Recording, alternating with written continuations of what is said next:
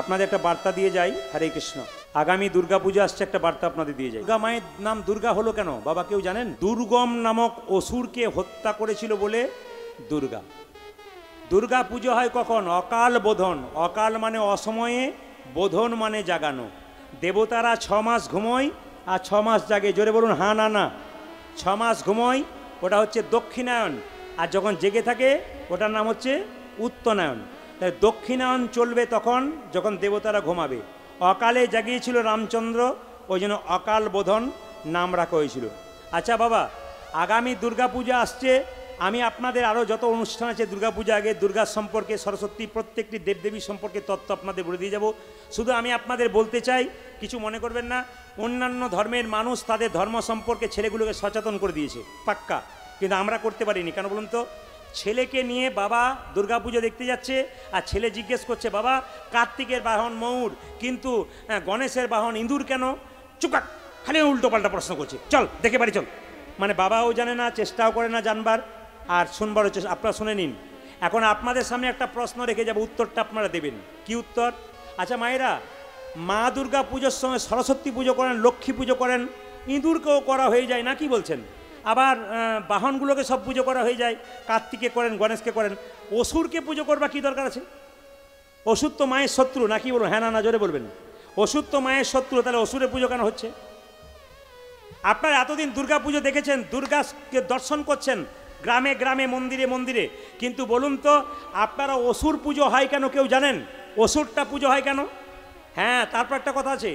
আগে দেখবেন জমিদারদের, রাজাদের বাড়িতে দুর্গা পুজো হতো, গ্রামের লোকরা চান্স পেত না। গ্রামের ছেলেরা যেত, ওরা আনন্দ করতো, এরা দাঁড়িয়ে দাঁড়িয়ে দেখতো। এই পরে কিন্তু 12 পুজো হয়েছে। 12 পুজোটা কোথাতে গেল? 12 জন ইয়ার, ইয়ার মানে বন্ধু, 12 ইয়ারই, 12 জন বন্ধু মিলে, ইয়ার মিলে একদিন আলোচনা করলো, আমাদের একটা সার্বজনীন পুজো করব। 12 জন ইয়ার মিলে প্রথম পুজো করেছিল, ওই জন্য 12 ইয়ারই নামটা কিন্তু হয়ে গেছে। মাথায় রাখবেন কথাগুলো, প্রত্যেকের কথা যুক্তি আছে। আচ্ছা এবার আপনাদের সংক্ষেপে বলে দিই, অসুরের পুজো কেন হচ্ছে? অসুরকে যখন মা দুর্গা পরাজিত, আসতে, অসুরকে যখন মা দুর্গা পরাজিত করছে, সব বাবাদের জানা উচিত, সব মায়েদের জানা উচিত। ছেলে প্রশ্ন করতে পারে, মেয়ে প্রশ্ন করতে পারে, উত্তর দিতে পারবেন না, এগুলো জানতে হবে। কীর্তন শুনতে আসা মানে কি? অজানা জিনিস জেনে নিয়ে যেতে হয়। অসুরটা যখন পরাজিত হলো মা দুর্গার কাছে, তখন মায়ের চরণতলে পড়ে অসুর বলল, মা সারা জীবন তোমাকে দুঃখ দিয়েছি, সুখ দিনাই, কথায় কথায় অপমান করেছি। ওগো মা, আজ তোমার সামনে আমি পরাজিত হলাম, আজ আমি জীবনের শেষ জায়গায় পৌঁছে গেছি, আমার অসুরত্ব নষ্ট হয়ে গেছে, অসুর প্রবৃত্তিটা নষ্ট হয়ে গেছে, আমার আর শক্তি নাই, তোমার চরণতলে আমি পড়ে আছি, তুমি অন্তত একটা কথা আমার রাখো, আমি তোমার কাছে হেরে গেলাম, কিন্তু মা গো তুমি আমাকে শেষ জায়গা তোমার চরণতলে দিও, কারণ তোমাকে যখন ব্রাহ্মণ ঠাকুর পুজো করবে, তখন তোমার হাতের ফুল আমার গায়ে পড়ে আমার জীবন ধন্য হয়ে যাবে। কি সুন্দর শিক্ষা আছে দেখুন, প্রত্যেকটি কথায় কি সুন্দর শিক্ষা আছে। এই জন্য আমি আপনাদের বলতে চাই, এগুলো জানবেন, এগুলো শিখবেন। আমি প্রতিটি জেলায় জেলায় যাই, প্রত্যেকটি রাজ্যে রাজ্যে যাই, প্রতিটি মানুষকে এই ভালো ভালো কথা বলে জীবন সুন্দর করার চেষ্টা করি। তবে ইউটিউবের মাধ্যমে যে ছেলেরা করে, তারা দেখবেন শুধুমাত্র কথাগুলো দিয়ে দেয়। হ্যাঁ কি না জোরে বলুন তো? শুধুমাত্র কথাগুলো দেয়, এই কথাটা কিন্তু ওদের ছাড়তে হবে। শুধুমাত্র কথাগুলো দিয়ে দেয়, এতে অনেক মানুষের মনের মধ্যে হয় তাহলে প্রদীপ পাল শুধু কথাই বলে বোধহয় কীর্তন করে না, অনেকের ধারণা হয়ে যায় দেখবেন। কিন্তু আপনারা তো সবাই দেখতে পাচ্ছেন, লীলার মাধ্যমে গিয়ে গিয়ে এরা শুধুমাত্র দামি দামি কথাগুলো তুলে দেয়। অসুরকে কেন পুজো করা হয় ছোট্ট করে, 12 নাম কেন হলো দুর্গা পূজাটার, 12 নাম, এই যে একটা একটা করে টিপস দিয়ে দিল। যেমন দেখবেন এই যে 4টে মাস আছে, আশ্বিন, কার্তিক, অঘ্রাণ, শ্রাবণ, ভাদ্র, আশ্বিন, কার্তিক, এটাকে চাতুর্মাস বলা হয়। চাতুর্মাস ব্রত যারা করেন, চাতুর্মাস ব্রত যদি কেউ না করতে পারেন, এই 4টে মাস একটু পালন করবেন। যারা ভক্ত মানুষ তাদের জন্য বলে কি পালন করবেন? শ্রাবণ মাসে শাক খেতে নেই, শ্রাবণ মাসে শাক খেতে নেই, শাকের মধ্যে পোকা থাকে। আর ভাদ্র মাসে কিন্তু ভক্ত যারা আছেন দই খেতে নেই, ভাদ্র মাসে দই খেতে নেই। আর আশ্বিন মাসে দুধ খেতে নেই। আর কার্তিক মাসে মাছ কলাইয়ের ডাল খেতে নেই। আগামীতে মনে রাখবেন কি, শ্রাবণ মাসে শাক বন্ধ, যারা করতে পারেন না তারা এগুলো করবেন। আশ্বিন মাসে কি, শ্রাবণ মাসে শাক বন্ধ, ভাদ্র মাসে কি করবেন? দই বন্ধ, আশ্বিন মাসে দুধ খাওয়া নিষেধ। আর যে চায়ের দোকানগুলোতে দুধ দেওয়া হয় গন্ডগোল আছে, আর যারা দুধ দিতে যায় তারা বলবে বেটা ভুল করে দিল, আশ্বিন মাসটা কি না খেয়ে মরবো নাকি? হ্যাঁ, না না, শাস্ত্র বলেছে তাই বললাম, আপনারা এবার বিচার করবেন কি করে। ভক্তদের জন্য বললাম, সবার জন্য বলি নাই। সবাই তো সব কথা নিতে পারে না, যারা ভক্ত মানুষ তারা নেয়, অভক্তরা নিতে পারে না। তা সবার জন্য তো এই কথাগুলো নয়। সবাই মিলে বলুন রাধা রানী কি, শ্যাম সুন্দর কি। আপনারা হাত তুলে বলুন তো বাড়িতে কে কে তিলক করেন? হরে কৃষ্ণ। কেউ কেউ তিলক করেন, বেশ নামান। যারা তিলক করেন না তাদের কোনো দুঃখ নেই, কিন্তু আজকে আমি একটা তিলক করার কথা বলবো, একটু মাথায় রাখবেন। আপনার ছোট বাচ্চাটাকে এই পাড়া থেকে ওই পাড়া নিয়ে যাবেন বলে কপালে একটা কিসের ফোঁটা দিন? জোরে বলুন, কিসের ফোঁটা দিন? একটা কাজলের ফোঁটা দিন, তাই তো? কিংবা অনেক মায়েরা দেখবেন গোবরের ফোঁটা দেয়, জোরে বলুন হানা না। আচ্ছা মন দিয়ে শুনবেন মায়েরা, গোবরের ফোঁটা, বাচ্চাদের শব্দ বন্ধ করুন, গোবরের ফোঁটা কিংবা কাজলের ফোঁটা, তাকাবেন। তাহলে আপনার ছেলে যখন বড় হয়েছে তখন কোনো ফোঁটা আপনি দেন? জোরে বলুন হানা না, দেন না। তাহলে আপনার ছেলে যত বড় হবে একটা ফোঁটা দেবেন, কি? তুলসী মঞ্চে জল ঢেলে তুলসী মঞ্চের নিচে যে মাটিটা রয়েছে গাছের নিচে, ওই ফোঁটাটা ছেলের কপালে দিয়ে ছেলেকে বাইরে পাঠান। প্রত্যেকটি মায়ের কাছে আমার নিবেদন রইল, যাদের বাড়িতে ছেলে মেয়ে আছে তাদেরকে শিখিয়ে দিন যে প্রত্যেক দিন স্নান করে তুলসী গাছে জল দিয়ে আপনি দেবেন, আপনার বাচ্চা শিখবে। আপনি দেবেন না, আপনার বাচ্চা জীবনে শিখবে না। এইদিকে মা যদি চঞ্চল হয় বাচ্চা চঞ্চল হবে। মা যদি চঞ্চল হয়, শেষে যদি বলে বাবারে আমি এমন ছিলাম না, তুই এত চঞ্চল, তুমি ছিলে বলে তোমার ছেলে চঞ্চল।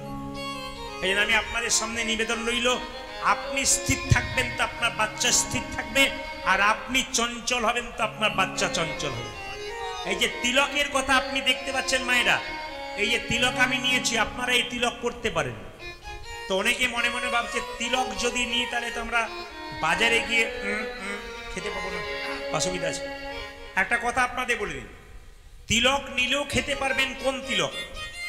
একটু মাথায় রাখুন কথাগুলো মায়েরা। কোন তিলক? জল তিলক করতে পারেন। জল তিলক বলতে কিরকম? স্নান করবেন, ভগবানের চরণে তুলসী পাতা দেবেন, পুষ্প দেবেন, চন্দন দেবেন, আপনি জলটা এরকম করে নিয়ে আপনি তিলকটা কপালে দিয়ে দেবেন। তিলক দেখুন 5টা আঙ্গুলে করা যায়। এই আঙ্গুলে করা যায়, এই আঙ্গুলে করা যায়, এই আঙ্গুলে করা যায়, এই আঙ্গুলে করা যায়, এই আঙ্গুলে করা যায়। কোন কোন আঙ্গুলে কাকে তিলক করা যায় আজকে জেনে নিন। ধরুন কোনো ব্রাহ্মণ ঠাকুর মন্দিরে পুজো করছে, আপনি বললেন একটা তিলক দিয়ে দিন তো ঠাকুর মশাই। যদি প্রকৃত ঠাকুর মশাই হয় এই তিলকটা কিন্তু আপনাকে দেখে নেবেন, আপনারা মিলিয়ে নেবেন। এটা লাইভ হবে, এটা দেখতে পাবে ইউটিউবের মাধ্যমে, আপনারা সবাই তাকান।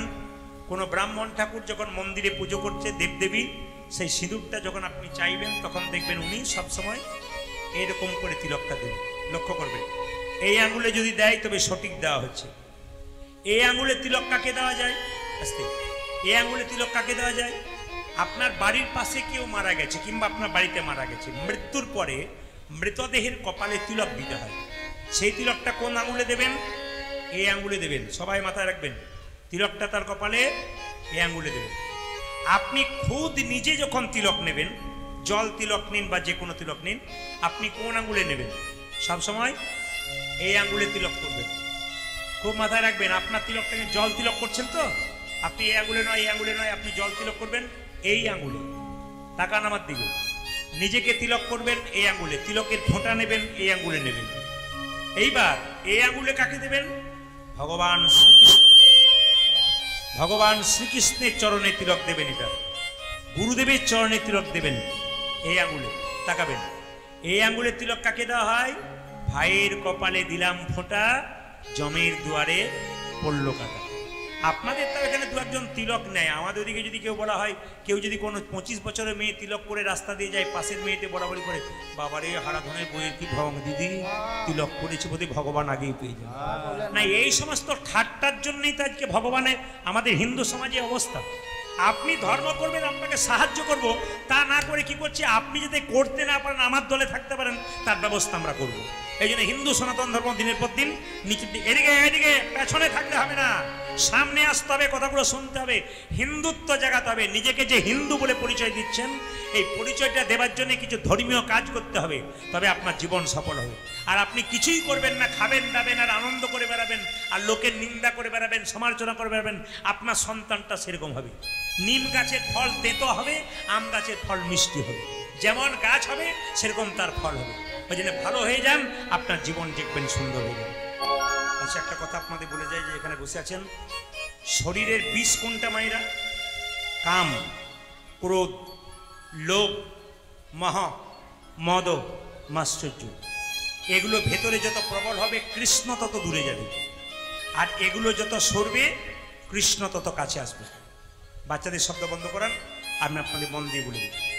আপনারা জেনে রাখবেন, এই কলিযুগে মানুষের কিন্তু আসরিক প্রবৃত্তি বেড়ে গেছে। এইদিকে কলিযুগের মানুষের আসরিক প্রবৃত্তি বেড়ে গেছে। কেন বলুন তো? আর মানসিক প্রবৃত্তি নেই। দেখবেন কথায় কথায় মারামারি, ঝগড়া, বিবাদ, কলহ লেগেই আছে। খুন, হ্যাঁ, হিংসা, এগুলো লেগেই আছে। তার প্রমাণ আপনারা দেখতে পাচ্ছেন কয়েকদিন ধরে সংবাদ মাধ্যমে। কি দেখছেন? একটি ডাক্তারকে নৃশংসভাবে খুন করা হয়েছে। মায়েরা খুব মাথায় রাখবেন, এ বড় ঘৃণিত, বড় লজ্জিত এবং বড় নিন্দিত কাজ। এর মতো লজ্জার নাই। যে ডাক্তাররা করোনার সময় আমরা যখন ঘর থেকে বেরোতে পারি না, তখন তারা নিজেদের জীবন বিপন্ন করে আমাদেরকে বাঁচিয়ে তুলেছে, সেই ডাক্তারদের উপরে যদি এইরকম অবস্থা হয়, তবে সমাজ সংসার আমাদের ভালো থাকবে বলে আর মনে হয় না। সাধারণ মানুষ ডাক্তারকে চিকিৎসা করা থেকে কি বলে? ডাক্তার বাবু, আপনি তো ভগবানের মতো, আমাকে চিকিৎসা করে আপনি ভালো করে দিন। যাকে আপনারা ভগবানের মতো বলেন, সেই ডাক্তারবাবুদের উপর যদি এরকম আঘাত হয়, তাহলে আর সমাজ কিভাবে ভালো থাকতে পারে? এ বড় লজ্জাকর ঘটনা, এ নিন্দিত, এ ঘৃণিত। তবে আমরা আশা রাখবো সকলে মিলে যে এর একটা সুবিচার হবে। যারা অপরাধ করে, যে কোনো অপরাধীর যদি দৃষ্টান্তমূলক শাস্তি হয়, তবে সেই শাস্তি দেখে পরবর্তী ক্ষেত্রে অপরাধীরা কিন্তু আর অপরাধ করবে না। মায়েরা, শুধু এই অপরাধী নয়, এর আগে আপনারা দেখেছেন বা জানেন কিনা জানি না, দেখবেন রাস্তাতে দুটো ছেলে মেয়ে ভালোবাসা করেছিল। এমন এমন অবস্থা দেখেছি আমরা, অনেক ঘটনা আপনারা দেখবেন পেপারের মাধ্যমে, যে ছেলে মেয়ের মধ্যে ভালোবাসা করেছিল, তারা রাস্তাতে মেয়েটাকে ধরে ছেলেটা কুপিয়ে কুপিয়ে খুন করছে, মানুষ দেখছে। এরকম ঘটনা কিন্তু ঘটেছে। তাই আমি আপনাদের সামনে বলতে চাই, আমাদের আগামী প্রজন্ম যারা ইয়ং জেনারেশন আছে, তাদের জন্য প্রদীপ পালে একটা নিবেদন রইল। মায়েরা মন দিয়ে শুনবেন। আর এখানে যারা কম বয়সের ছেলে মেয়ে আছে, তাদের কাছে নিবেদন, শুধু এখানকার নয়, পশ্চিমবাংলা তথা সারা ভারতবর্ষের প্রত্যেকটা কম বয়সী ছেলেদের কাছে একটা নিবেদন রইল। আমি একটা কথাই বলতে চাই, কি প্রেম ভালোবাসা একটা ছেলে মেয়ের মধ্যে হয় না। কামনা হয়, কাম বাসনা হয়, আকাঙ্ক্ষা থাকে, প্রেম হয় না। এ কথা আমার কথা নয়, শেক্সপিয়র বলেছেন, বিখ্যাত মানুষ। তিনি বলেছেন, একটা ছেলের সঙ্গে একটা মেয়ের বন্ধু হতে পারে না, প্রেম হতে পারে না। শুধুমাত্র প্রেম যেটাকে আপনারা দেখছেন, তাহলে কামনা বাসনা আকাঙ্ক্ষা আবেগ ছাড়া আর কিছু হয় না, শুধু চাওয়া পাওয়া, আর কিছু না। যদি চাওয়া পাওয়া না থাকতো, তাহলে এমন হত্যা হতো। সবার কাছে নিবেদন রইল। এই জন্য বলে রাখি, শুধু শেক্সপিয়র বলেছেন তা নয়, হুমায়ুন আহমেদ, তিনিও বিখ্যাত মানুষ, ওই একই কথা কিন্তু বলেছেন। আইরিশ কবি একজন আছেন, তিনি পর্যন্ত ওই একই কথা বলেছেন। তা আপনাদের কাছে নিবেদন রইল, যে যেখানে বসে আছেন, আমি প্রত্যেকটি প্রজন্মের ছেলেদেরকে বলবো, বাবা মা কষ্ট করে ছেলে মেয়েকে মানুষ করছে, নিজেরা না খেয়ে না পড়ে, সেই ছেলেদেরকে বলবো, এমন কিছু কাজ করো না যাতে বাবা মায়ের মাথা নিচু হয়ে যায়। অনেক মা কষ্ট করে তার ছেলেকে হোস্টেলে ভর্তি করে, পাড়ার মেয়েদের কাছে, লোকেদের কাছে বলাবলি করে, আমি কষ্ট করে ছেলেকে হোস্টেলে রেখেছি, আমার ছেলে একজন বিখ্যাত ইঞ্জিনিয়ার হবে কিংবা ডাক্তার হবে। এমন কিছু কাজ করো না যেন পাড়ার লোকের সামনে তোমার মায়ের মাথাটা নিচু হয়ে যায়। ছেলেদেরকে আপনারা সেরকম শিক্ষাই দেবেন। মায়েরা কিছু মনে করবেন না, এইদিকে তাকাবেন। আমি দেখতে পেয়েছি আমার সঙ্গে যারা পড়াশোনা করেছিল, তারা এখন বিরাট প্রতিষ্ঠিত মানুষ। কেন? তারা ওগুলোকে পাত্তা দেয় নাই। দেখবেন একটা ছেলের পেছনে একটা মেয়ে, কিংবা একটা মেয়ের পেছনে ছেলে যদি বারবার ঘুরঘুর করে, বারবার ফোন করে, তবে একটু পরীক্ষা করে দেখতে হবে তার মধ্যে অ্যাবনর্মালিটি আছে। সত্যি কি সে অ্যাবনর্মাল, না সে ভালো মানুষ? এগুলো কিন্তু নয়। বলে কেন? এগুলো আকাঙ্ক্ষা আবেগ ছাড়া কিছু নয়। আপনাদের মাথায় রাখতে হবে, প্রত্যেকটি ছেলে মেয়েকে ভালো করে পড়াশোনা করে আপন লক্ষ্যে পৌঁছাতে হবে। চৈতন্য চরিতামৃত বলেছে, আত্মেন্দ্র প্রীতিবাঞ্ছা তারে বলে প্রেম, আর কৃষ্ণেন্দ্র প্রীতিবাঞ্ছা তারে ধরে ধরে প্রেম। আপনাদের কাছে নিবেদন রইল, কৃষ্ণের সঙ্গে ভালোবাসা করতে হবে। যদি প্রকৃত ভালোবাসা করতে হয়, প্রত্যেকটি ছেলে মেয়ের কাছে নিবেদন রইল যে কি, কৃষ্ণের সঙ্গে ভালোবাসা করতে হবে। কৃষ্ণের সঙ্গে প্রেম করো, দেখো কৃষ্ণ তোমাকে রক্ষা করবে। যদি সত্যিকারে ভক্তি ভরে করতে পারো, ভক্তি ভরে করলে ভগবান রক্ষা করবে। আর যে মেয়েরা রাস্তা দিয়ে পেরিয়ে যায়, তাদের পেছনে যদি কারো বারবার চাপ থাকে, সেই মেয়েদেরকে বলে একটা কাজ করো, বলে কি একটু তিলক নিয়ে নাও, মালা নিয়ে নাও, ব্যাস দুষ্ট লোকরা তোমার পেছনে যাবে না। বলবে এই তো মাথা মুন্ড কিছু খায় না, এর পেছনে যাওয়া যাবে না। এই জন্য দুষ্ট লোকের প্রভাব থেকে মুক্তি পাওয়া যাবে। এই জন্য বারবার যুবক যুবতী এবং ইয়ং জেনারেশনের কাছে প্রদীপ পরে নিবেদন রইল, তোমরা লক্ষ্য বস্তুতে এগিয়ে যাও, দেখবে একদিন তুমি এমন প্রতিষ্ঠিত হবে, বাবা মায়ের মুখ উজ্জ্বল হবে এবং সমাজ সুন্দর হবে। তোমার পেছনে কতজন যাবে, তোমাকে কারো পেছনে ছুটতে হবে না। বলুন নিতাই গৌর হরি হরি বল, রাধা রানী কি, শ্যাম সুন্দর কি। যারা যারা কীর্তন শুনতে এসছেন, যে দাদা ভাইয়ের এসছেন, যে ছেলেরা এসছেন, হরে হরে কৃষ্ণ, যে দাদা ভাইয়ের এসছেন, যে বাবার এসছেন, যে মায়ের এসছেন, আপনাদের কাছে নিবেদন রইল, বাড়িতে কেউ মা কাঁদাবেন না, বৃদ্ধ বাবাকে কাঁদাবেন না। আমি 100% গ্যারান্টি দিয়ে গেলাম আপনাদেরকে, যদি কেউ কম বয়সে রক্তের গরমে অহংকারে নিজের বাড়িতে বৃদ্ধ বৃদ্ধাকে কাঁদান, তবে আসরে দাঁড়িয়ে বলে গেলাম, আপনাকে একদিন ঘরের দরজায় বসে বসে কাঁদতে হবে। 10 লাখ টাকা ব্যাংকে দিলেন, 10 বছর পরে ডবল হবে, তা সুদ পাবেন। আপনি কাউকে একটা খারাপ কথা বললেন, 10 বছর পরে ডবল হয়ে আপনার কাছে ফিরে আসবে। ওই জন্য আমি বারবার বলবো, যারা কীর্তন শুনছেন তাদের কাছে আমার আবেদন রইল, কারো বাড়িতে মা কাঁদাবেন না, বাবা কাঁদাবেন না। আমি প্রত্যেকটি বয়স্ক মাকে বলবো, নিজের বৌমাকে মেয়ের মতো ভালোবাসুন। আর যারা বৌমা হয়েছেন তাদেরকে বলবো, মেয়ে যেমন তার মাকে ভালোবাসে, আপনি সেরকম ভালোবাসা দিন। কেন, মেয়ে আর মায়ে যেমন কথা কাটাকাটি হলে আবার মেয়ে মায়ের গলা জড়িয়ে ধরে, কিংবা মা আবার মেয়েকে হাতে ধরে খাইয়ে দেয়, এরকম সম্পর্ক যদি আপনারা বাড়িতে করতে পারেন, আপনাদের সংসারে কোনোদিন অশান্তি হবে না। আমি আপনাদের বলতে চাই, আপনি যে রাগ দেখাবেন, অহংকার করবেন, বাড়িতে অশান্তি করবেন, আপনার বাচ্চা ছেলের মনে কিন্তু তার দাগ কাটবে। আপনি আপনার বৃদ্ধ বৃদ্ধাকে ভালোবাসবেন না, ওই বাচ্চা ছেলেটা আপনার কাছ থেকে শিখবে, ও যখন বড় হবে তখন আপনাকেও আর ভালোবাসবে না, ও আপনার কাছ থেকে শিখছে। আমি একটা প্রমাণ আপনাদের দিয়ে যাই, একটু মন দিয়ে শুনে নিন। আমি দেখে নিয়েছি, একজন ভদ্রলোক, ভদ্র মহিলা দালান বাড়িতে বাস করে, আর নিজের বাবা মাকে খড়ের বাড়িতে রাখে। হ্যাঁ, একবারে পাথর বাটিতে খেতে দেয়, পাথরের থালায় খেতে দেয়, আর নিজেরা কাঁসার থালায় খায়। শুনবেন মায়েরা, তাদের একটা ছোট্ট ছেলে হয়েছে, সেই ছেলে যখন বড় হলো, কলকাতায় পড়াশুনো করতে গেল, পড়াশুনো করে এসে জিজ্ঞেস করলো, মা এ তুমি কি করছো? দাদু ঠাকুমাকে তুমি পাথরের বাটিতে থালাতে দিচ্ছ, আর আমরা কেন কাঁসার থালায় খাচ্ছি? কিছু মনে করবেন না, ছোটবেলায় ছেলে যদি মাকে প্রশ্ন করে, মা হয়তো বকে ঝোঁকে তাকে চুপ করিয়ে দেবে, কিন্তু ছেলে যখন যুবক বয়স হয়ে যাবে, মেয়ে যখন বড় হয়ে যাবে, মাকে প্রশ্ন করবে, মা তখন এর উত্তর দিতে পারবে না। তাই আমি আপনাদের বলবো, এমন কিছু কাজ করুন যেন ছেলে মেয়ের মনে সেই প্রতিক্রিয়া না হয়। আপনি যেমনটি ব্যবহার করবেন, আপনার ছেলে মেয়ের মনে সেইটাই কিন্তু দাগ কাটবে। সবাই লক্ষ্য করুন, সেই ছেলে বড় হয়েছে, দাদু ঠাকুমাকে বলছে, দাদু ঠাকুমা তোমরা কেন কাঁসার থালায় খাও না, পাথরের থালায় খাও? তোমরা কেন খড়ের বাড়িতে বাস করো, আমরা কেন দালান বাড়িতে থাকি? দাদু ঠাকুমা দেখলো ঝগড়া হতে পারে, তাই বললো, দাদু ভাই আমরা আগেকার মানুষ তো, ওই জন্য আমরা দালান বাড়িতে থাকতে ভালোবাসি না, আমরা খড়ের বাড়িতে থাকতে ভালোবাসি। আমরা আগেকার মানুষ তো, আমাদের পাথরের থালায় খাওয়া অভ্যাস আছে, ওই জন্য পাথরের থালাটাই আমাদের কাছে ভালো। তখন সঙ্গে সঙ্গে নাতিটা বলে উঠলো, দাদু তুমি যাকে বোঝাবে বোঝাবে, আমাকে বুঝিও না।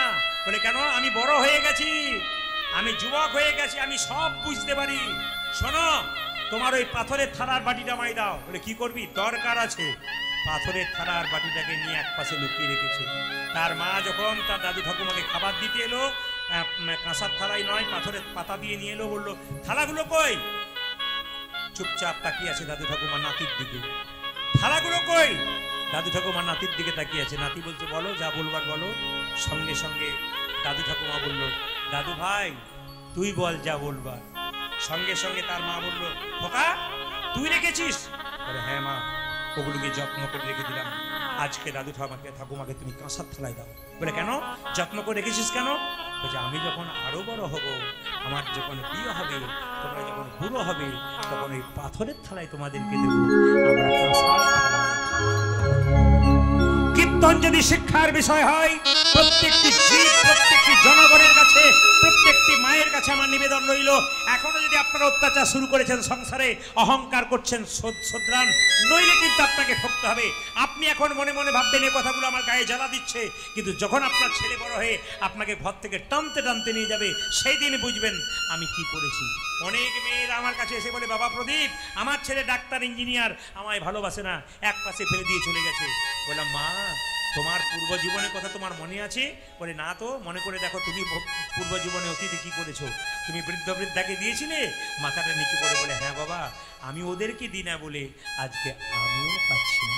তাই আমি আপনাদেরকে বলবো, আপনি দেবেন তবে পাবেন, আপনি দেবেন না তো পাবেন। মায়ের মতো আপন কেউ হয় না, মায়ের মতো আপন কেউ হয় না। এ পৃথিবীতে যার মা নাই বাবা নাই, সে জানে মা বাবার কি ভালোবাসা। মা বাবা যতদিন বেঁচে আছে, ততদিন আমরা মা বাবাকে বুঝতে পারি। যেদিন সংসার ছেড়ে চলে যাবে, সেই দিন বুঝব মা বাবার ভালোবাসা কতখানি। মা হলো বাড়ির, বাবা হলো বাড়ির ছাদ, আর মা হলো খুঁটি। ছাদ আর খুঁটি যদি চলে যায়, তবে বাড়িটার কোনো দাম থাকে না। ছেলে যদি বাইরে কাজে যায়, মা দরজায় কাপড় দিয়ে, দরজার সামনে গলায় কাপড় দিয়ে দুর্গা দুর্গা বলে স্মরণ করে। সবাই লক্ষ্য করুন, ছেলে যখন বাজারে যায়, ছেলে যখন বাইরে যায়, স্ত্রী বলে আমার জন্য কাপড় এনো, মেয়ে বলে বাবা আমার জন্য মোবাইল এনো, ছেলে বলে আমার জন্য হাত ঘড়ি এনো। কিন্তু যার জন্য কিছুই আনবে না, সেই মা দরজার সামনে বলে খোকা সাবধানে যাবি, সময় মতো খাবার খেয়ে নিবি, সময় মতো খাবার খেয়ে নিবি। মায়ের মতো আপন কেউ হয় না, মায়ের মতো আপন কেউ হয় না। একটা মায়ের পেটে একটা বাচ্চার 10 মাস 10 দিন জায়গা হয়। সেই ছেলে বড় হয়ে যখন নদিয়ার কোনো একটা বড় শহরে রানাঘাটে ফ্ল্যাট কেনে, আত্মীয় স্বজন সবারই জায়গা হয়, শুধু বাবা মায়ের বাবা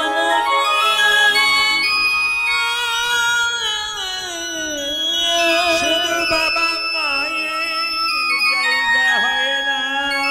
বাবা মাই জায়গা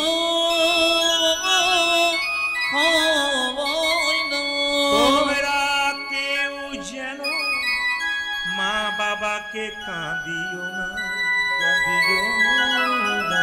তোমরা কেউ যেন মা বাবাকে কাঁদিও না। মা বাবাকে কেউ কাঁদিও না। মেয়েরা যখন বাবার বাড়ি যায়, বাবার যা থাকে মেয়েকে আনন্দ করে খাওয়ায়। মেয়ের বাড়িতে এত শান্তি, মাকে যখন জড়িয়ে ধরে মেয়ের সব দুঃখ চলে যায়। কিন্তু মেয়েদের যখন মা বাবা মারা যায়, মেয়ের আর বাপের বাড়ি যেতে চায় না, অনেক মেয়েকে জিজ্ঞেস করি তুমি বাপের বাড়ি যাবে না, মেয়েটি চোখের জলে ভেসে বলে দাদা কার কাছে যাব, যার কাছে যেতাম তারা তো নাই, কার কাছে বেদনার কথা বলো, তোমরা যেন কে, তোমরা যেন কে মা কাঁদিও না। কাঁদিও না। এই দিয়ে তাকান, অনুকূল ঠাকুর নিজের মায়ের কাছে দীক্ষা নিয়েছিল। এই পৃথিবীতে যারা বড় বড় মানুষ হয়েছেন, বড় বড় মহাপুরুষ হয়েছেন, তাদের চরিত্রগুলো পড়বেন, দেখবেন তারা প্রত্যেকজন মা বাবাকে শ্রদ্ধার আসনে বসিয়েছে। ওই জন্য আমি আপনাদেরকে বলবো, অনেকে মা বাবাকে ভালো না বেসে গাড়ি বাড়ি করছেন, আপনার যত তালা বাড়বে তত আপনার জ্বালা বাড়বে। কিন্তু মা বাবাকে যদি কেউ হৃদয় সিংহাসনে ভালোবাসার সঙ্গে রাখতে পারেন, মা বাবার যত বয়স হবে তত বাচ্চা ছেলের মতো তারা হয়ে যাবে। তাদেরকে যত ভালোবাসায় রাখতে পারবেন তত সংসার আপনার উপরে উঠে যাবে। মায়েরা, দাদা ভাইরা যারা এসছেন, চাণক্য পণ্ডিত যখন ছোট ছিল, মায়ের কোলে ছিল, তখন একজন জ্যোতিষ এসে বলেছিল মা তোমার ছেলে রাজা হবে গো। মা জিজ্ঞেস করেছিল আমার ছেলে রাজা হবে কি করে বুঝলে? বলে তোমার ছেলের সামনের দাঁত দুটো উঁচু, ওই জন্যে তোমার ছেলে রাজা হবে।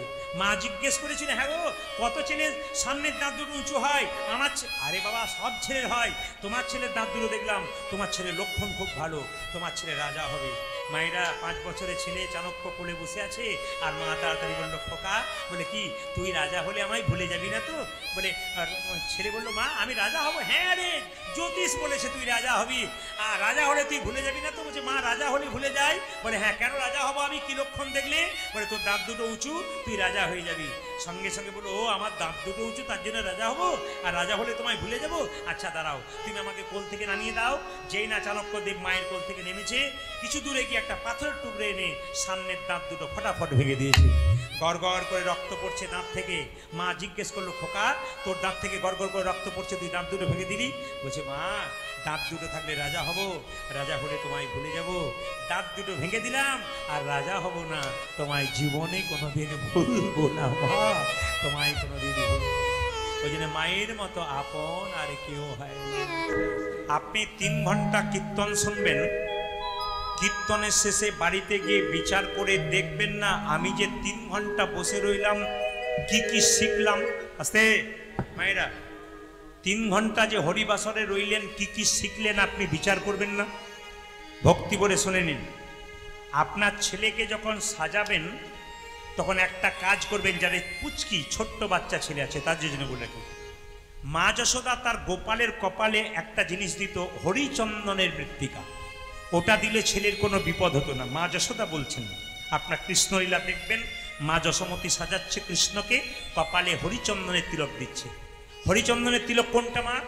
বাচ্চা ছেলেকে যখন সাজাবেন বা বাইরে পাঠাবেন, স্কুলে পাঠাবেন, মা যদি তার ছেলেকে মায়ের স্তনদুগ্ধার তুলসী তলার কাঁচামাটি একসঙ্গে মিশিয়ে ছেলের কপালে দেয়, তবে ছেলের কোনো বিপদ হয় না। কি বললাম? তুলসী তলার কাঁচামাটি আর মায়ের স্তনদুগ্ধ একসঙ্গে মিশিয়ে ছেলের কপালে দিলে ওটাকে বলে হরিচন্দনের মৃত্তিকা, এতে ছেলের কোনো বিপদ হয় না। আচ্ছা মায়েরা, কারা কারা চান আপনার ছেলে ভালো হোক? হাত তুলুন তো, কারা কারা চান? সবাই চান, কিন্তু সবার কি হয়? আচ্ছা আমি বলে দিই, সবার হয় না, এই জন্য বলে রাখি। আপনি চাণক্য পণ্ডিত বলেছে বাচ্চাদেরকে 5 বছর পর্যন্ত শাসন করবেন না। বাচ্চা ছেলে খেলবে, পড়বে, ভাঙবে, কিচ্ছু বলবেন না। কিন্তু বাচ্চার যখন 5 থেকে 15 বছর বয়স হবে, প্রত্যেকটি মা বাবার কাছে নিবেদন, আমার কথা নয়, চাণক্য পণ্ডিত বলেছেন, তাকে লাল চোখে রাখবেন, শাসনের চোখে রাখবেন, নইলে ছেলে মেয়ে বিগড়ে যাবে। যখন আপনার ছেলে মেয়ের বয়স 5 পেরিয়ে গেল, খুব মাথায় রাখবেন, একবারে লাল চোখে রাখবেন, শাসনের চোখে রাখবেন, ছেলে ঠিক থাকবে।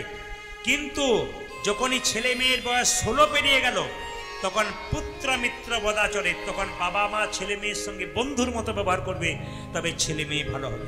এইদিকে তাকাবেন, এ কথা আমার নয়, চাণক্য পণ্ডিতের কথা বলে। রামকৃষ্ণ দেব বলেছে একটা বাচ্চা ছেলের মন কচি বাঁশের মতো, যেদিকে বাঁকাবেন সেদিকে বাঁকবে, বাঁশ মোটা হলে আর বাঁকবে না। ও মায়েরা, ছেলেকে মানুষ কেমন করেছেন একটু দেখুন। একটা জায়গাতে দেখতে পেলাম একটা কুয়া মানে ইঁদারা, ওখানে 3টে বয়স্ক মা জল আনতে গেছে। এই দিয়ে দেখান, আগেকার যুগে মাথায় পাগড়ি করে হাঁড়ির ওপর হাঁড়ি সাজিয়ে জল আনতো না, জোরে বলুন হ্যাঁ না। তো ইঁদারাতে জল আনতে গেছে, 3জন মা জল নিয়ে যাচ্ছে রাস্তাতে। তো একজন মা বলছে, প্রথম মা বলছে দ্বিতীয় তৃতীয় মাকে, জানিস আমার ছেলে ডাক্তার হয়েছে রে, আমার কত গর্ব, আমার ছেলে ডাক্তার হয়েছে। এই কথা বলতে বলতে যে ছেলে ডাক্তার হয়েছে সে একটা 4 চাকা গাড়িতে মাকে না দেখে হুশ করে পেরিয়ে চলে গেল। তোরা বলো ওই দেখ আমার ডাক্তার ছেলে 4 চাকা গাড়িতে চলে গেল। তখন আরেকজন মা বলছে আমার ছেলে ইঞ্জিনিয়ার হয়েছে, তোমার ছেলে ডাক্তার হয়েছে।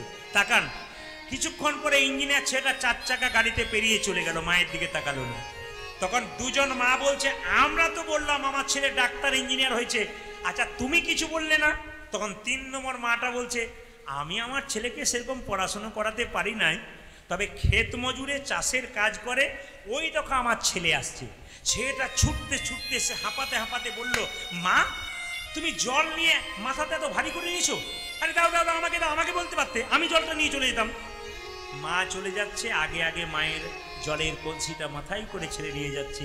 তখন তৃতীয় মা বলছে আমার ছেলে ডাক্তারও নয় ইঞ্জিনিয়ার নয়, এই দেখো এইটা হলো আমার ছেলে। বলুন তো মায়েরা, আপনাদের কাছে খুব শিক্ষণীয় বিষয় আছে। আপনি ছেলেকে শিক্ষিত করুন, ডাক্তার করুন, ইঞ্জিনিয়ার করুন, মাস্টার করুন, কিন্তু এরকম বিবেক যেন থাকে মাকে বাবাকে দেখলে যেন সম্মান দিতে পারে, তাদেরকে যেন না চেনার ভান করে চলে যায়, এরকম কাজ যেন না করে। তবে আমি আপনাদের বলে যাই, এই কীর্তনের ফাঁকে একটা ছোট্ট কথা বলবো, আপনারা শুনবেন মন দিয়ে। আগামী ভাদ্র মাসের 9 তারিখে হিন্দু সনাতন ধর্মের একটা বিখ্যাত দিন। কি বলুন তো, জোরে বলুন, কি বলুন তো, আপনারা জোরে বলবেন তাহলে শুনতে পারবো। আমার জানা নেই কি, জন্মাষ্টমী। আচ্ছা মায়েরা, সনাতন ধর্মের মানুষ হয়ে জন্মাষ্টমী পালন করে না এমন মানুষ খুব কম দেখা যায়। এদিকে কারা কারা জন্মাষ্টমী পালন করে হাত তুলুন। 2-4 জন বলছে ওই দিনও চালিয়ে দিই। আচ্ছা হাত নামান, হাত নামান। জন্মাষ্টমী যারা পালন করেন তাদের জন্য বলে রাখি, সবাই মন দিয়ে শুনবেন। ভগবান শ্রীকৃষ্ণ 125 বছর ধরে মর্তভূমিতে তিনি লীলাবিলাস করেছিলেন, জোরে বলুন হ্যাঁ না না। ভগবান শ্রীকৃষ্ণ শ্রীমদ্ ভাগবতের অমৃত জ্ঞান আমাদের দান করে গিয়েছিলেন। ভগবান শ্রীকৃষ্ণ দৈবকীর গর্ভে জন্ম নিয়েছিল আর লালিত পালিত হয়েছিল কার কাছে, জোরে বলুন, জোরে বলুন। লালিত পালিত হয়েছিল যশোদা মায়ের কাছে। তাকাবেন, তিনি 3টি উদ্দেশ্য নিয়ে এলেন। পরিত্রাণায় সাধুনাং, সাধুদের রক্ষা করার জন্যে, বিনাশায় চ দুষ্কৃতাম, তিনি দুষ্টদের দমন করবার জন্যে, ধর্ম সংস্থাপনার্থ সম্ভবানি যুগে যুগে, ধর্মকে রক্ষা করার জন্যে তিনি যুগে যুগে এসেছেন। মায়েরা, কৃষ্ণের জন্মের কথা একটু আপনাদের বলে যায়। কংস মহারাজ আগে রাজা ছিল না, কংসের বাবার নাম ছিল উগ্রসেন। উগ্রসেন ধার্মিক লোক ছিল, উগ্রসেনকে বন্দি করে কংস রাজা হয়ে গেল। মায়েরা, কংস যখন রাজা হয়ে গেল তখন প্রজারা সব থরথর করে কাঁপছে, তাদের উপর অত্যাচার হচ্ছে, প্রজারা বারবার ভগবানকে স্মরণ করছে। আর যখন বারবার ভগবানকে স্মরণ করছে মায়েরা, কেউ যদি বারবার ভগবানকে স্মরণ করে ভগবান তার বিধানের ব্যবস্থা করে দেয়।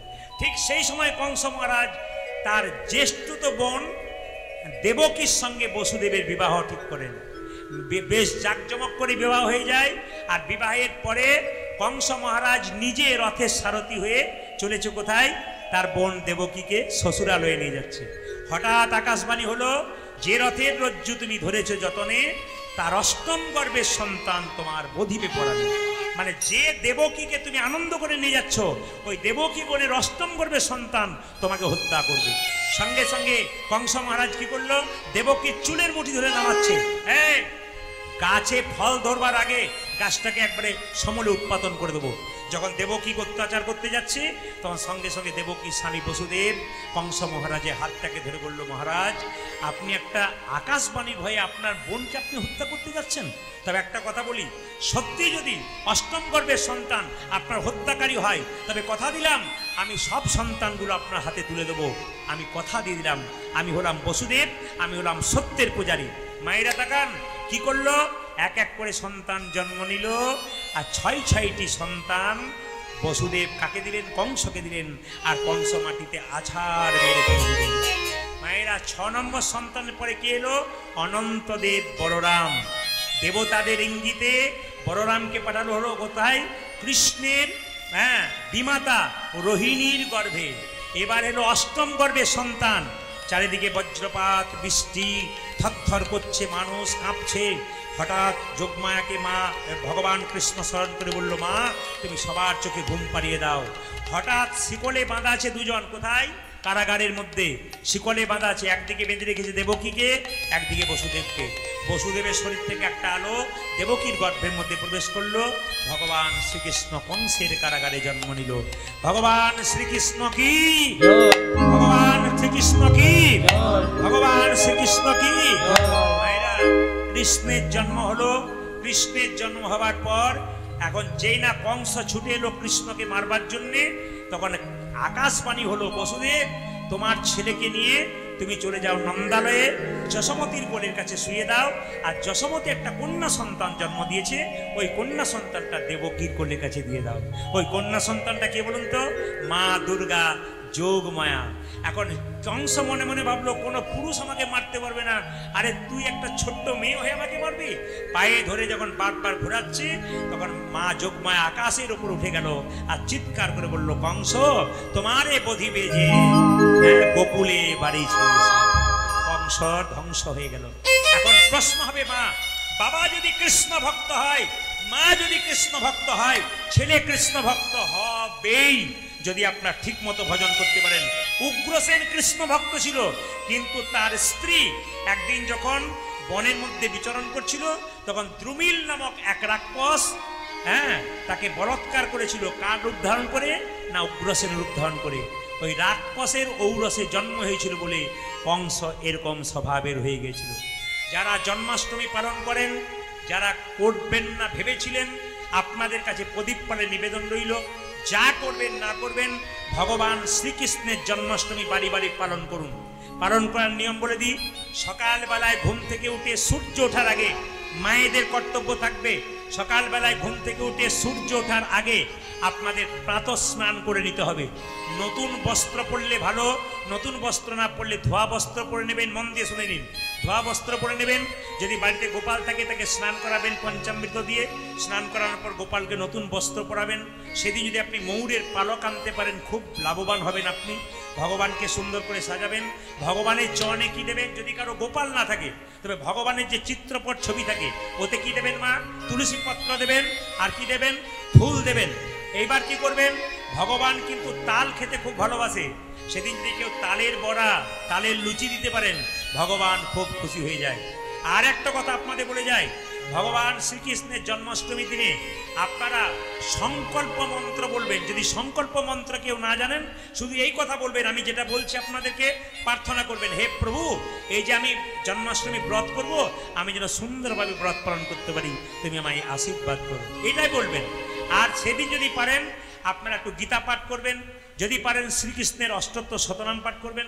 যদি তাও না পারেন, তবে একটা সহজ কথা বলি, আপনারা হরে কৃষ্ণ মহামন্ত্র আপনারা বলবেন। হরে কৃষ্ণ কৃষ্ণ কৃষ্ণ হরে হরে, হরে রাম রাম রাম হরে হরে।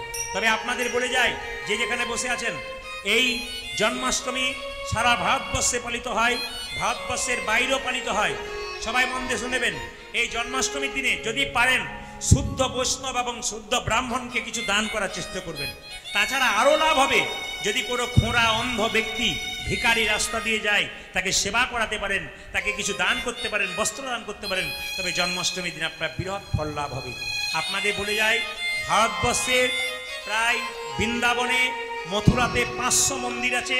সেখানে শুধু কৃষ্ণের পুজো হয় না, জন্মাষ্টমীতে চমকে যাবেন, বলরামের পুজো হয় এবং তাদের বোন সুভদ্রার পুজো হয়। আপনার দক্ষিণ ভারতে চলে যান, ওখানে দেখতে পাবেন গোকুল অষ্টমী হয়। যে জন্মাষ্টমী আমরা বলি, ওটাকে গোকুল অষ্টমী বলে। আর আপনি যদি মহারাষ্ট্রে চলে যান, ওখানে কি হয়? দইয়ের হাঁড়ি ফাটিয়ে উৎসব করে। একটা দইয়ের হাঁড়িকে ফাটিয়ে দেয়, নিয়ে উৎসব করে। এটাকে বলা হয় দহি ডান্ডি। ওই উৎসবটার নাম হচ্ছে দহি ডান্ডি। যদি আপনারা মহারাষ্ট্রে যান দেখবেন দহিহান্ডি পরব হয়, মানে সেই দিন হচ্ছে ভগবান শ্রীকৃষ্ণের জন্মদিনে মহারাষ্ট্র পর্যন্ত পরব হয়। এই জন্য আপনাদের কাছে নিবেদন রইল ভগবান শ্রীকৃষ্ণের জন্মাষ্টমী আপনারা পালন করবেন। হিন্দুদের 33 কোটি দেবদেবীর মধ্যে মা মনসা অন্যতম। মায়েরা, এই মা মনসা অন্যতম। মায়ের জন্ম আমরা মনসামঙ্গল কাব্য পড়লেই জানতে পারি মায়ের জন্ম কথা। এইদিকে তাকাবেন কিরকম। এক সময় দুর্গা দেবী মানে পার্বতী একটা সুন্দর নন্দন কানন তৈরি করেছিল, বন। শিব সেটা জানতো না। এত সুন্দর নন্দন কানন তৈরি করেছে, এখন নারদ মুনি বাবা ভোলাকে কৈলাস পর্বতে গিয়ে বলল, তুমি তো জানো না পার্বতী একটা সুন্দর নন্দন কানন তৈরি করেছে। এখন শিবের দেখার ইচ্ছা হয়ে গেছে মায়েরা। শিব যেই না দেখতে গেছে ওই নন্দন কাননে সুন্দর গাছ, সুন্দর পাখি, সুন্দর পুকুর, সেই পুকুরে ফুটে থাকা কিছু পদ্ম ফুল। ওই পদ্ম ফুলের সামনে পুকুরের ধারে দাঁড়িয়েছিল। হঠাৎ বাবা ভোলানাথের কাম বাসনা জাগলো, আর কাম বাসনা জাগার সঙ্গে সঙ্গে ভোলানাথের রতিটা পড়ল পদ্ম ফুলের উপরে, আর সেই পদ্ম ফুল থেকে জন্ম হলো মা মনসা দেবী। খুব মন দিয়ে শুনে নেবেন, ওই পদ্ম ফুল থেকে জন্ম হলো মা মনসা দেবী। মা সঙ্গে সঙ্গে পাতাল প্রবেশ করলেন, আর পাতালে নাগরাজ বাসুকীনাথ তাকে গ্রহণ করলো এবং ভগ্নী মানে বোন রূপে তাকে কাছে রাখলো। এক সময় বাবা ভোলানাথ ওই পাতালে যেই না প্রবেশ করেছে, মা মনসাকে দেখে চমকে গেছে। এত সুন্দর রূপ তার, এত সুন্দর দেখতে, খুব ভালো লেগেছে। সঙ্গে সঙ্গে মা মনসা দেবী বাবা শিবের কাছে করজোরে প্রার্থনা করে বলল, আপনি তো আমার বাবা, আমি তো আপনার মেয়ে, আপনার কাছ থেকে তো আমার জন্ম হয়েছে। বাবা শিবের খুব খুশি হয়ে গেল মায়েরা। বাবা শিব তখন কি করলেন, মা মনসাকে একটা ঝুড়িতে ভরে তার উপরে পদ্ম ফুল দিয়ে সাজিয়ে পার্বতীকে দেখা, পার্বতী এই দেখো দেখো দেখো কি সুন্দর একটা জিনিস এনেছি তোমাকে দেখাবার জন্য। এখন ঝুড়ির ভেতরে ঢুকে আছে কে, মা মনসা, ওপরে কিন্তু পদ্ম ফুল দিয়ে সাজানো আছে। এখন বাবা ভোলা বললাম একটু ধ্যান করে নি, তারপর তোমাকে দেখিয়ে দেবো। বাবা ভোলা কিছুক্ষণ দূরে, কিছুটা দূরে গিয়ে ধ্যান করছে, আর সেই সময় মা পার্বতীর মনে ইচ্ছা জেগেছে কি এমন জিনিস এনেছে, একবার ফুলগুলো তুলে দেখলে হয় না। যেই না পদ্ম ফুলগুলো তুলে দেখতে গেছে মা, ওই জন্য সুন্দরী একটা রূপবতী নারী সামনে দাঁড়িয়ে আছে। পার্বতী মনে মনে ভাবলো তাহলে এটা আমার সতীন, মানে শিব ঠাকুর আবার নতুন বিয়ে করেছে, এটা আমার সতীন বটে। এখন পার্বতী দেবী মা মনসাকে অকথ্য মানে অকথা কুকথা নানা রকম বলতে লাগলো। এখন মা মনসা রেগে গিয়ে সাপের রূপ ধারণ করে পার্বতীর কপালে দংশন করল, আর পার্বতী যে না অজ্ঞান হয়ে পড়ে গেল, গোটা শরীর বিষ মাখা হয়ে গেছে। এখন লক্ষ্য করুন, বাবা শিব যখন ধ্যান থেকে মুক্তি পেয়ে এলো, তখন চিৎকার করে বলল, এ কি করেছো মনসা তুমি? এক কাজ করো, পার্বতীর শরীর থেকে বিষটা তুলে নাও।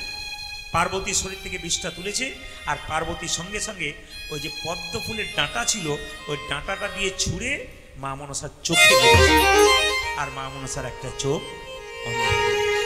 মায়েরা, বাবা শিব মা মনসাকে জরুৎকার মুনির সঙ্গে বিয়ে দিল, জরুৎকার মুনি, এবং সেই মুনিকে নিয়ে মা মনসা খুব সুখেই থাকতে লাগলো। কিন্তু একদিন মা মনসার সঙ্গে জরুৎকার মুনির মনোমালিন্য হলো, যেমন স্বামী স্ত্রীতে বাড়িতে হয়, মনোমালিন্য হলো। এখন রেগে গিয়ে মা মনসা বাবা শিবের কাছে কৈলাস পর্বতে চলে গেল। বাবা দেখলো যে পার্বতীর সঙ্গে তো সংসার করতে পারবে না, পার্বতী তো মেনে নেবে না, তাই বাবা তাকে গভীর বনে পাঠিয়ে দিল। এখন গভীর বনে পাঠানোর পর থেকে বাবা শিব খুব দুঃখে বসে থাকে, মেয়েটাকে বনের মধ্যে পাঠিয়ে দিলাম। চুপচাপ মাথা নিচু করে ভাবতে থাকে। হঠাৎ তার চোখ থেকে দুফোঁটা জল পড়ে, তার থেকে একটা সুন্দরী মেয়ের জন্ম হয়, তার নাম নেত্রা। নেত্রাকে বললো, নেত্রা তুই এক কাজ কর, চলে যা মা মনসার কাছে, মায়ের কাছে দেখা, মা মনসার দেখভাল তুই করবি, সবসময় তুই মা মনসার সঙ্গেই থাকবি। মায়েরা যখন মা মনসা এবং নেত্রা একসঙ্গে বনের মধ্যে থাকে, একজন দেবদূত একটা সাজিতে করে ফুল নিয়ে মা মনসার পাশ দিয়ে পেরিয়ে যাচ্ছে। মা কিন্তু কিছু কিছু ফুল সহ্য করতে পারে না। এখন কিছু ফুল সাজির মধ্যে ছিল যেটা মা মনসা একবার সহ্য করতে পারে না, সঙ্গে সঙ্গে সেই দেবদূতকে অভিশাপ দিয়ে দিল, এই দেবদূত তোমাকে অভিশাপ দিয়ে দিলাম, বলে কি তোমার মর্তকুলে জন্ম হোক। দেবদূত বলল, মা তুমি যেমন অভিশাপ দিলে আমার মর্তকুলে জন্ম হোক, আমিও তোমাকে অভিশাপ দেবো, কি মর্তকুলে আমি মানুষ রূপে জন্ম নেব, আমার পূজা ছাড়া কিন্তু তুমি স্বর্গে দেবীর অধিকার পাবে না। সেই দেবদূত যিনি মর্তভূমিতে জন্ম নিলেন তার নাম কি বলুন তো? চাঁদ সদাগর। আপনাদের অনেকে জানা আছে, আমি খুশি হলাম। তিনি হলেন চাঁদ সদাগর। তারপর চাঁদ সদাগরের কাহিনী তো আপনারা সব জানেন। চাঁদ সদাগর কোনো মতেই মায়ের পুজো করতে চায় না। শেষ পর্যন্ত চাঁদ সদাগর বাঁ হাতে করে উল্টো দিকে মাকে পুজো করেছিল। মা স্বর্গের দেবী অধিকার পেয়েছিল। এই মায়ের কথা আপনাদের সামনে সংক্ষেপে বর্ণনা করলাম। সবাই মিলে বলুন মনসা দেবী কি, মনসা দেবী কি, মনসা দেবী কি। মায়েরা, এই পূর্ব বাংলাতে নদী নালা খাল বিল সাপ খোপে ভরা জায়গায় পূর্ব বাংলায় মা মনসার প্রচলন খুব বেশি আছে। শুধু পূর্ব বাংলাতে নয়, পশ্চিম বাংলাতেও মা মনসার প্রচলন খুব বেশি পুজো হয়। আবার উত্তর ভারত এবং দক্ষিণ ভারতেও মা মনসার পুজো হয়ে থাকে। তাই মাকে স্মরণ করলাম। আপনারা অনেকেই জানেন, আমার কার্ড বা ঠিকানা নিলে দেখবেন ওপরে জয় মা মনসা লেখা আছে। আমার বাড়িতে 9টি মা মনসা আছে। আমাদের 5 পুরুষ থেকে মা মনসার পুজো হয়, শিলামূর্তি। এবং সেখানে আমার জেঠিমা একটা প্রদীপ দিয়েছিল মায়ের মন্দিরে। তখন সেই মায়ের পেটে যখন আমি ছিলাম, তখন জেঠিমা বলেছিল যদি ছেলে হয় তাহলে প্রদীপই নাম রাখবে। তাই জন্য মা আমার কুলদেবী, এবং মায়ের কৃপাতে আমি কৃষ্ণ ভজনের পথে আসতে পেরেছি। মায়ের আশীর্বাদে আজকে এখানে আসতে পেরে আমি নিজেকে ধন্য মনে করছি। আচ্ছা, কারা কারা দীক্ষা নিয়েছেন হাত তুলবেন তো? বেশ, সব নিয়ে নিয়েছেন? বেশ, নামান। যারা নিতে পারেননি তাদের খাবার আশা এখনো পর্যন্ত আছে। না, দীক্ষা নেবেন আপনি মায়েরা। দীক্ষা নেওয়া মানে হচ্ছে দিয়ে খা। ভগবানকে দিয়ে খাওয়ার নাম হচ্ছে দীক্ষা। যারা যারা মন্ত্র নিয়েছেন খুব মাথায় রাখবেন, স্নান করার পর ভগবানের চরণে তুলসী পত্র বাতাসা দিয়ে একটু নিবেদন করে ভগবানকে দিয়ে তারপর খাবেন, তবে দীক্ষা নেওয়া সার্থক হবে।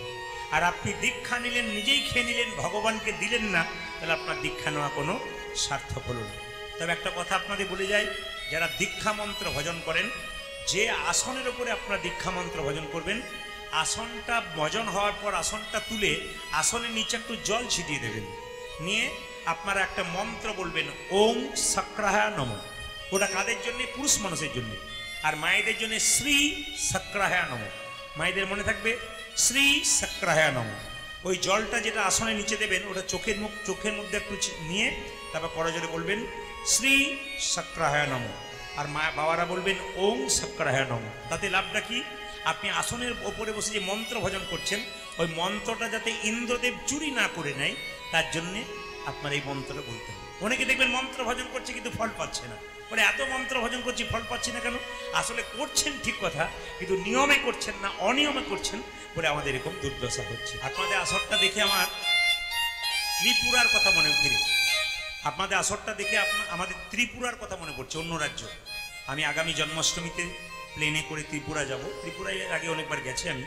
তো ত্রিপুরাতে যদি মায়েদেরকে একবার উলুধ্বনি দিতে বলা হয়, ওই যে একবার শুরু করে থামান থামান থামান, অনেক বলতে হয়, তারপর থামায়। আপনাদের যেমন মনে হচ্ছে আমি ত্রিপুরাতে এসেছি, সুন্দর করে উলুধ্বনি দিচ্ছেন, একবার জোরে দিয়ে দিন, নিতাই গৌর হরি।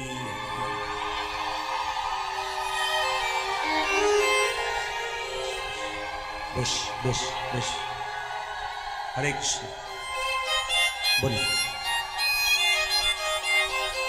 বেশ, আমি 2টি প্রশ্নের উত্তর দিয়ে গৌরচন্দ্রিকা শেষ করব। মায়েরা বলছে হরিনামে দীক্ষা নিলে কি হয়, আর হরিনামে দান করলে কি হয়। এই 2টি যুক্তি আপনাদের বুঝিয়ে দেব। আপনাদের গ্রামটার নাম কি? শঙ্করপুর, তাই তো? হরে কৃষ্ণ, জোরে বলবেন শঙ্করপুর। হ্যাঁ না না, 2-4 জন শঙ্করপুর তো? আচ্ছা, এই শঙ্করপুরে যে কীর্তন হচ্ছে কিছু মনে করবেন না। একটা ছেলে ভিক্ষা করতে এসছে, তার বয়স হচ্ছে 10 বছর, খুব 10 বছর, খুব বাচ্চা ছিল। তো ভিক্ষা করতে বেরিয়েছে। তো গ্রামের একজন দোকানদার জিজ্ঞেস করছে, আরে এ খোকা, তোর এত সকাল সকাল সন্ধে হলো কেন? দেখবেন আমাদের কোনো ছেলে যদি খুব কম বয়সে হরিনাম করে, আমরা কি বলি? এখন থেকে বুড়ো বিকি রে, এখন থেকে বুড়ো বয়স। আরে বুড়ো হলে কীর্তন করবি, এখন করবি না। এই যে আমাদের একটা শিক্ষা আছে মা বাবাদের, এটা আপনাদের বারবার বলে, এই শিক্ষা আপনাদের বাচ্চাদেরকে দেবেন না। বাচ্চাদের পড়াশুনো করান, শিক্ষা দেন, স্কুলে নিয়ে যান, সব কিছু করবেন, কিন্তু ভগবান ভজনে যেন করতে পারে, এ কথা কিন্তু মনে রাখবেন। আপনি যদি কৃষ্ণ ভক্ত সন্তান তৈরি করতে পারেন, তাহলে মাথায় রাখবেন এই সন্তান কিন্তু ভবিষ্যতে আপনাকে দেখবে, তার মধ্যে বিবেক তৈরি হবে। আর আপনি বড় ইঞ্জিনিয়ার করলেন, ডাক্তার করলেন, কিন্তু মা বাবার সঙ্গে কোনো সম্পর্ক রাখলো না, এ শিক্ষার কোনো দাম হলো না। এমন শিক্ষা দিতে হবে, সে ইঞ্জিনিয়ার হবে, ডাক্তার হবে, বড় প্রতিষ্ঠিত মানুষ হবে, কিন্তু মা বাবাকে যেন ভুলতে না পারে। এই বিবেকটা কিন্তু দরকার আছে। আমি একটা ছোট্ট প্রমাণ আপনাদের দিদি, একটু মন দিয়ে শুনে নিন। ছোট্ট প্রমাণটা কি সবাই লক্ষ্য করুন।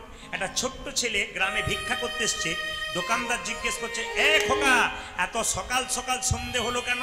ছেলেটা বলে উঠলো, 10 বছর বয়স তো, বলছে সকাল সকাল না বেরোলে সন্ধ্যার আগে পৌঁছানো যায় না। ততটা বুঝতে হবে কিন্তু, সকাল সকাল না বেরোলে সন্ধ্যার আগে। আরে বাবা, সকাল সকাল সাজবেন তবে ঠিক সময়ে ভগবানের কাছে পৌঁছাবেন। তার মানে আপনারা যারা কীর্তন শুনতে এসছেন, যারা গুরুমন্ত্র নিয়েছেন, যে বয়স থেকে নিলেন আজ পর্যন্ত যে বয়সটা হলো, এটা আপনার ভগবানের জগতে আপনার বয়সটা হলো।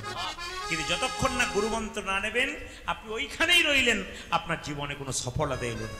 তাই বারবার বলবো, যারা এখনো পর্যন্ত মন্ত্র নেন নাই, নেব করছেন, সৎগুরুকে দেখে দীক্ষা নিয়ে নিন, আপনার জীবন সুন্দর হবে। ওই ছেলেটা ভিক্ষা করতে করতে আবার দেখুন পাশে একটা বাড়িতে গেছে, বিরাট বড় জমিদার, প্রচুর টাকার মালিক, 2-4টা গাড়ি, 2-4টা বিরাট ঘরের পালুই। জিজ্ঞেস করছে, ও জমিদার, তুমি কত টাকার মালিক? জমিদার বলল, আমি 4 বস্তা ধান আর 404 টাকার মালিক। এখন ছেলেটা চমকে উঠলো, আচ্ছা তুমি মিথ্যে কথা বলছো কেন? যা 4খানা ট্রাক, এত ধানের গোলা, সে কিনা বলে আমি 404 টাকা 4 বস্তা ধানের মালিক। তখন জমিদার বলল, বাবা, এই যে এত সব তুই দেখতে পাচ্ছিস, এই ধনের মালিক আমি নই। বলে কিরকম? আমি ধন সঞ্চয় করতে করতে হরিনাম জীবনে শুনি নাই। একদিন হরিনামের আসরে গেলাম, আর হরিনাম শুনতে শুনতে আমি দানের কথা শুনলাম। তখন মনে হলো যে কিছু দান করা দরকার। সারা জীবন দান করি নাই, শুধু রোজগার করে গেলাম। এই 4 বছর ধরে হরিনামে 1 বস্তা করে ধান আর 160 টাকা দিয়েছি। 4 বছরে 4 বস্তা ধান 404 টাকা দেওয়া হয়েছে। যতদিন আমি আয় করেছি তত ব্যয় হয়েছে। আমার জমা বলতে হরিনামের ব্যাংকে 404 টাকা 4 বস্তা ধানটাই হয়ে গেছে। তাই যেখানে যেখানে হরিনাম হয়, সৎসঙ্গ হয়, যেটুকু দান করবেন সেটাই কিন্তু আপনার ভগবানের ব্যাংকে জমা হয়ে যাবে। আজ আপনাদের সামনে নিবেদন করতে চাই, আবার একবার বয়স্ক বাবারা যারা এসছেন তাদের চরণে কোটি কোটি ধন্যবাদ প্রণাম জানালাম, ভক্তিমতী মায়েদের চরণে জানালাম। কোনো শব্দ না করে কীর্তন গান শ্রবণ করুন। আজকে যে লীলাটি গাইব, মায়ের হাতে একটা সাপ আছে, নেই মায়েরা? কৃষ্ণ একটা সাপের মাথায় নেচেছিল, সাপটার নাম কি? কালিয়নাগ। এই কালিয়নাগের 100টা ফনা ছিল, তার চাইতে অধিক ছিল। একটু মন দিয়ে শুনবেন। এই যে কৃষ্ণ সাপের মাথায় না ছিল, কই আমাদের মাথায় না ছিল না কেন? সাপটা কিছু ভালো কাজ করেছিল, যার জন্য ভগবান নেচেছিল। আপনারা কীর্তন শোনার পর আপনাদের ভক্তি জন্মাবে, চুপচাপ শুনবেন, দেখবেন আপনাদের মাথার উপরে ভগবান থাকবে। বলে না, ওরে মাথার উপরে ভগবান আছে, আমার চিন্তা কি আছে? ঘরের চালটা না থাক, ভগবান তো আছে। এই ভগবান যদি সত্যি মাথার উপরে রাখতে পারেন, ভগবানের কৃপা আপনারা পাবেন। মায়েরা, এই যে সাপের উপরে ভগবান নেচেছিল, ওই সাপটার নাম হচ্ছে কালিয়নাগ। ওই কালিয়নাগ পূর্বজন্মে কে ছিল মা? সংক্ষেপে বলে রাখি, রাজা চন্দ্রধ্বজ। এই চন্দ্রধ্বজের পেটে একবার প্রচন্ড যন্ত্রণা হয়েছিল, কেউ ভালো করতে পারছে না।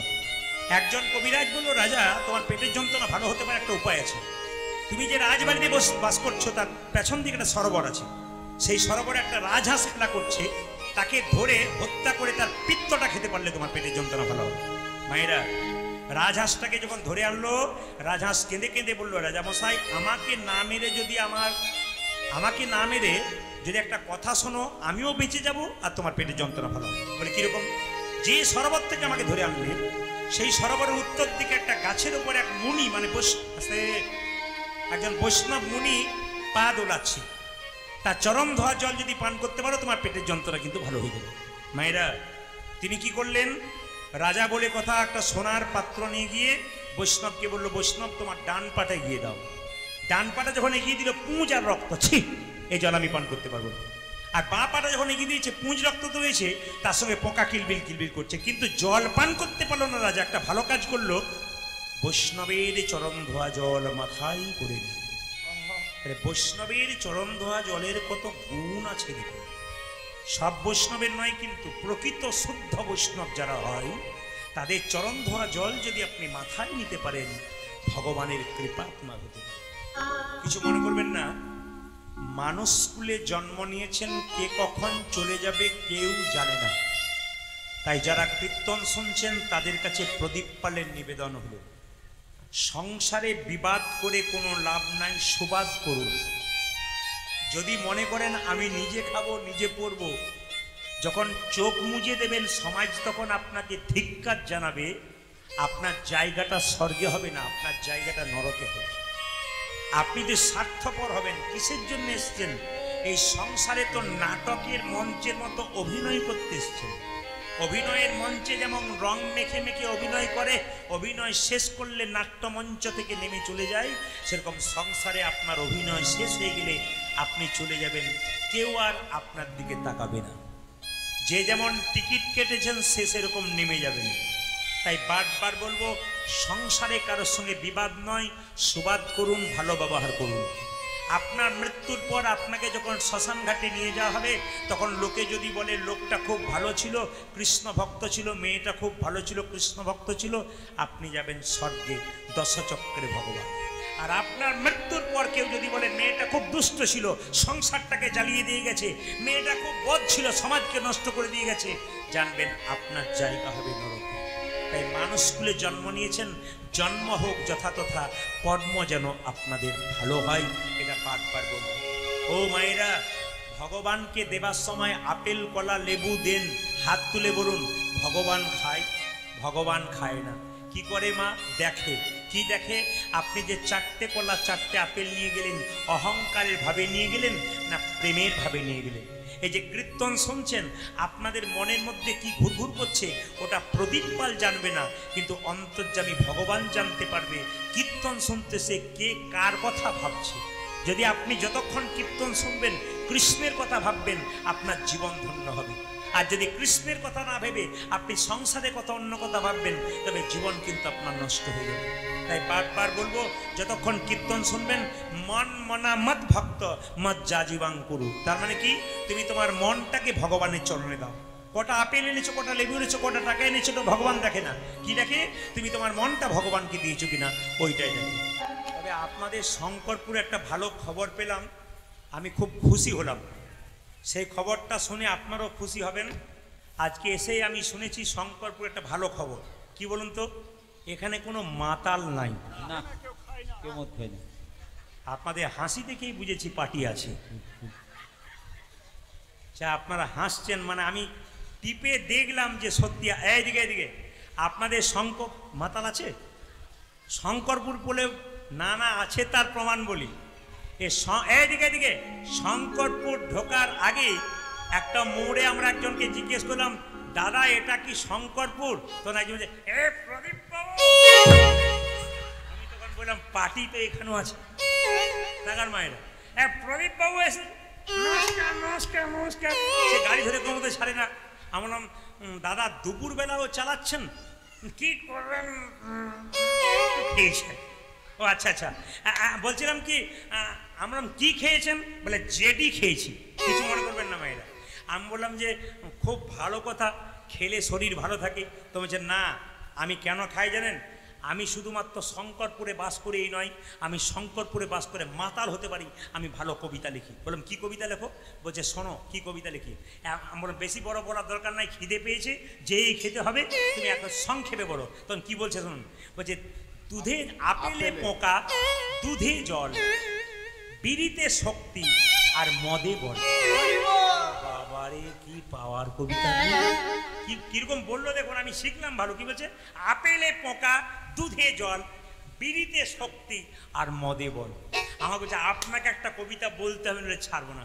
আমার কবিতা জানা নেই। না তো আপনাকে বলতে হবে, না ছাড়বো না। আপনার কীর্তন শুনতে যাবো না। মানে যাবার দরকার আমি বলতে, আরে ছাড়বো না, আপনি বলুন। আমার তাহলে এক লাইন বলি। কি? খাবে জেডি, খুলবে বডি, শ্মশান তোমার জন্য রেডি। বাস। ও তো আর বলে কীর্তন শুনতে যাব না। কিন্তু আপনার চমকে যাবেন, আপনার কেউ দেখতে পান না, আমি কিন্তু দেখেছি। বেটা এসেছি, আমাকে কিন্তু এসেই কিন্তু ইশারা করে, আমি ওকে দেখে আমার মনে পড়ে গেল যে পার্টি আছে আপনাদের। শুধু ও নয়, 2-4টা সঙ্গে করে নিয়ে এসেছেন। মানে একা তো হয় না। যেরকম রাধা রানী কি, শ্যাম সুন্দর কি। একটা ডেট আছে যেটা বলবো আপনাদের সামনে। ইউটিউবের মাধ্যমে কোটি কোটি মানুষ এই কীর্তন গান শ্রবণ করে কিছু জানার জন্য। আপনার কীর্তন শুনতে এসছেন ভাদ্র মাসের 15 তারিখে, 16 তারিখে কৌশিকী অমাবস্যা। জোরে বলুন হ্যাঁ না না। আচ্ছা, আপনারা কৌশিকী আচ্ছা বলে রাখি, একাদশী পালন তো অবশ্যই করবেন, কিন্তু প্রাচীন মানুষরা বলছেন যদি কারো হাত ব্যথা হয়, হাঁটু ব্যথা হয়, বাতজনিত ব্যথা হয়, ফাইলেরিয়া জনিত ব্যাপার থাকে, মা কাকিদের মুখে শুনবেন এবং প্রমাণ পেয়ে যাবেন আপনারা। যদি কেউ অমাবস্যা পূর্ণিমা পালন করতে পারে তাদের অনেক ব্যথা কমে যায়, ফাইলেরিয়ার যে জ্বর আসে সেই জ্বর পর্যন্ত কমে যায়। এগুলো আয়ুর্বেদ চিকিৎসকরা বলেন, বড় বড় পণ্ডিতরা বলেন। আপনারা মিলিয়ে দেখবেন, প্রথমে প্র্যাকটিক্যাল দেখবেন, তারপর ব্যবহার করে বলবেন। আমি দেখেছি, নিজে প্র্যাকটিক্যাল ব্যবহার করি, এবং আমি আমার গ্রামবাসী বা অনেক ভক্তদের মুখে শুনেছি, প্রাচীন মানুষের মুখে শুনেছি, এগুলো করলে শরীর ভালো থাকে। এইদিকে এইদিকে আসতে সবাই লক্ষ্য করুন। কৌশিকী অমাবস্যা কবে? বলছে 15ই ভাদ্র ভোর 5:07 অমাবস্যা লাগবে। শুনবেন ভালো করে, ভোর 5:07 অমাবস্যা লাগবে। 16ই ভাদ্র সারাদিন রাত্রি অমাবস্যা থাকবে। পরের দিন 17ই ভাদ্র সকাল 6:31 পর্যন্ত অমাবস্যা থাকবে। আপনারা পালন করবেন কোন দিন? 16ই ভাদ্র। খুব মন দিয়ে শুনবেন, এই জিনিসগুলো জানার ব্যাপার, অনেকেই জানে না। আমরা ইউটিউবের মাধ্যমে, ফেসবুকের মাধ্যমে মানুষকে জানাতে চাই, এর তত্ত্ব জানাতে চাই। এই যে কৌশিকী অমাবস্যা, এই কৌশিকী অমাবস্যায় কে কে তারাপীঠ গেছেন? হাত তুলুন তো। তারাপীঠ যাননি? যদি পারেন তাহলে কৌশিকী অমাবস্যায় তারাপীঠ যাবেন। ভিড় সামলাতে পারবেন না, প্রচুর ভক্তের আগমন। এই কৌশিকী অমাবস্যায় তারাপীঠ মায়ের মন্দিরে যেমন পুজো হয়, শ্মশান ঘাটেও সেরকম পুজো হয়। ওই শ্মশানে মায়ের শিলাপাদুকা আছে, ওই শ্মশানে মায়ের মন্দিরের পাশে দেখবেন বামাক্ষেপার কি আছে, সাধক বামাক্ষেপা, তার কি আছে মায়েরা, সাধক বামাক্ষেপার সমাধি আছে। সেখানে বসে সে সমাধি লাভ করেছিল এই কৌশিকী অমাবস্যার দিনে। আমি আপনাদের বলতে চাই, কৌশিকী অমাবস্যায় কালী মায়ের পুজো করা হয়, তারা মায়ের। এই জন্য এই রাত্রিটাকে তারা রাত্রিও বলা হয়। একটু সংক্ষেপে শুনে নিন, আপনাদের খুব ভালো লাগবে। কৌশিকী অমাবস্যায় মা কালীর রূপ তো আপনারা দেখেছেন, কোথাও কালো দেখেছেন, কোথাও নীল দেখেছেন, রং দেখেছেন। কিন্তু মায়েরা যে পার্বতী দুর্গাকে আপনারা দেখছেন এখন রংটা, ওটা পার্বতী দুর্গার ওই রং ছিল না। দেখতে কিন্তু পার্বতী দুর্গা কালো ছিল, খুব কালো ছিল। আসলে সৌম্য নিসুম্য নামে দুজন অত্যাচারী ওষুধ ছিল। তারা একদিন দুজনে মিলে ব্রহ্মার ধ্যান করলো। বহুদিন ধ্যান করার পর ব্রহ্মা বলল, সৌম্য নিসুম্ব তোমরা কি চাও? সৌম্য নিসুম্ব বলল, আমাদের এই আশীর্বাদ করো যেন আমরা অমর থাকতে পারি। তখন ব্রহ্মা বলল, অমরত্বের বর্ত অসুরদের দেওয়া হয় না, দেবতাদের দেওয়া হয়। তবে তোমাদের আশীর্বাদ করলাম, কোনো পুরুষের হাতে তোমাদের মৃত্যু হবে না। ভালো করে শুনবেন, বললো কোনো পুরুষের হাতে তোমাদের মৃত্যু হবে না, তবে কোন একজন কুমারী দেবীর হাতে তোমাদের মৃত্যু হবে। ওরা মনে মনে ভাবলো, পুরুষ মারতে পারবে না, কুমারী মেয়ে আমাদের কি মারবে? এখন মনে মনে মায়েরা সেই সাহস পেয়ে, ব্রহ্মার বর পেয়ে দেবতাদেরকে স্বর্গ থেকে বিতাড়িত করে অত্যাচার করে বের করে দিল। ব্রহ্মা দেখলো আমার বর পেয়ে এরা অত্যাচারিত হয়ে গেল। ব্রহ্মা বাবা শিবকে বলল, বাবা শিব বলে কি না, তুমি এক কাজ করো, তোমার স্ত্রী পার্বতীর দেহ থেকে একটা কুমারী দেবী তৈরি করো। এই জন্য ভগবান শিব কি করলেন, পার্বতীকে নিয়ে কৈলাস পর্বতে গল্প করছে, আর পার্বতীকে ঠাট্টা করে বলে ফেলেছে, পার্বতী আমার কাছে তুমি কিছু না, আমার রংটা কেমন, আর তুমি তো কালো। আচ্ছা মায়েরা বলুন তো, স্ত্রী যদি কালো হয় আর স্বামী যদি তাকে বলে, তোমার মতো কালো আর কাউকে দেখিনি, একবার বলে দেখবেন কি হয়, দেখবেন কি বলবে বলুন তো? যদি কালো কালো বলছো, বিয়ে করবার সময় কি করতে বলেছিল, এখন কালো বলছো, আপনারা বলবেন। কিন্তু পার্বতী দেবী সে করে না, সেও কিন্তু রেগে গিয়েছিল, আমায় তুমি কালো বললে। সেখান থেকে ছুটে গিয়ে বহু দূরে ব্রহ্মার ধ্যান করতে লাগলো। ব্রহ্মা বলল, দেবী তুমি কি চাও? বলে, আমার এই কালো রং তুমি ঘুচিয়ে দাও। মায়েরা, তখন দেবী পার্বতীর শরীর থেকে কালো ত্বক মানে কোষগুলো খসে পড়লো, তার থেকে একটা কুমারী দেবী তৈরি হলো। সেই কুমারী দেবী এই কৌশিকী রাত্রির দিনে, কৌশিক অমাবস্যা রাত্রির দিনে হয়েছিল, ওই জন্য মায়ের নাম হলো কৌশিকী। মানে দেবী পার্বতীর শরীরের কোষ থেকে মায়ের জন্ম হয়েছিল কুমারী দেবীর, এই জন্য নাম হয়েছিল কি মা? কৌশিকী মা। এই কৌশিকী অমাবস্যায় পুজো হয়। আপনারা যদি তারাপীঠে কেউ যান তাহলে দেখবেন তারাপীঠে ভোগ দেওয়া হয়। সেই ভোগ পাওয়ার জন্য মানুষ মানে ছটপট কখন পায়। এই ভোগে 7 রকমের ভাজা দেওয়া হয়, পোলাও হয়, সাদা চালের ভাত হয়। আর একটা আশ্চর্য ঘটনা আছে, আপনারা যদি তারাপীঠে যান, শোল মাছ কিন্তু মাকে দিতেই হবে, শোল মাছ ভাজা কিংবা শোল মাছ পোড়া। আশ্চর্যের ব্যাপার, মা তারাকে তারাপীঠে যদি শোল মাছ পোড়া না দেওয়া হয় বা শোল মাছ ভাজা না দেওয়া হয়, তাহলে কিন্তু মা সেই অন্নপ্রসাদ সেই দিন গ্রহণ করেন না। এখন প্রশ্ন হবে, আপনাদের জানতে ইচ্ছা করে না যে শোল মাছ প্রসাদ কেন দেওয়া হয়? আজকের ঘটনা আপনারা জেনে নিন। যদিও ঘটনাটা অলৌকিক, বিশ্বাসটা আপনার এবং আমাদের উপরে, কারণ বিশ্বাস করবেন কি না করবেন সেটা আপনাদের ব্যাপার। কিন্তু অলৌকিক ঘটনা পৃথিবীতে কিছু ঘটে, সেই অলৌকিক একটা গল্প আছে তারাপীঠে শোল মাছের। বলবো না, বাদ দিয়ে দেবো? জোরে বলুন। আচ্ছা, কারা কারা শুনবেন হাত তুলুন। সবাই শুনতে চান? বাস, তাহলে একবার বলুন তো জোরে, রাধে রাধে। আরো জোরসে বলনা পড়েগা, আরো জোরসে বলনা পড়েগা। শুনে নিন আপনারা, কৌশিকী অমাবস্যার এইদিকে প্রসাদে শোল মাছ দেওয়া হয় কেন? জয় দত্ত নামে একজন বণিক, নামটা কি বললাম? জয় দত্ত নামে একজন বণিক সওদা করতে এসে চণ্ডীপুরে অবস্থান করছিল। চণ্ডীপুর কোনটা? যেটাকে আমরা এখন তারাপীঠ দেখছি, ওটা আগে নাম ছিল বাবা চণ্ডীপুর। ওখানে সওদা করতে গিয়ে অবস্থান করছিল, অনেক সওদাগররা গেছে, তার সঙ্গে ওই জয় দত্তের একটা ছেলেও গিয়েছে। অন্ধকার রাস্তায় হাঁটতে হাঁটতে জয় দত্তের ছেলেকে সাপে কামড়ে দিয়েছে, আর সাপের কামড়ে জয় দত্তের ছেলে মারা গেছে। বাবা তো একবার শোকে বিহ্বল হয়ে গেল। কিন্তু ছেলের পারলৌকিক কাজে শেষে একটু মাছ খাওয়াতে হয়, এই জন্যে মাছ কোথায় পাবে আগে থেকে জোগাড় করেছে। ছেলেকে দাহ করবার আগে থেকে জোগাড় করবার চেষ্টা করছে। কিন্তু মায়েরা, একটা ছেলে কোনো রকম করে একটা পুকুর থেকে মাছ ধরে আনলো, সেই মাছটা কেটে যখন পুকুরে ধুতে যাচ্ছে, তখন আশ্চর্যের ব্যাপার, কাটা মাছটা গোটা হয়ে গেল এবং জীবন্ত হয়ে গেল। জয় দত্তের মনে প্রাণের আশা জাগলো, কেন? কাটা মাছ ধুতে গিয়ে যদি জোড়া লেগে আবার জীবন্ত হয়ে যায়, তাহলে আমার ছেলেকে যদি সেই জলে ডোবানো যায়, আমার ছেলে বাঁচবে না কেন? জয় দত্ত কোলে করে নিজের ছেলেকে সেই পুকুরে ডুবিয়ে দিল, আর ডোবানোর সঙ্গে সঙ্গে সেই ছেলেটি প্রাণ ফিরে পেল। সবাই মিলে তারা মায়ের জয়ধ্বনি দিয়ে দিল, উলুধ্বনি দিয়ে দিল সকলে, তারা মা কি, তারা মা কি, তারা মা কি।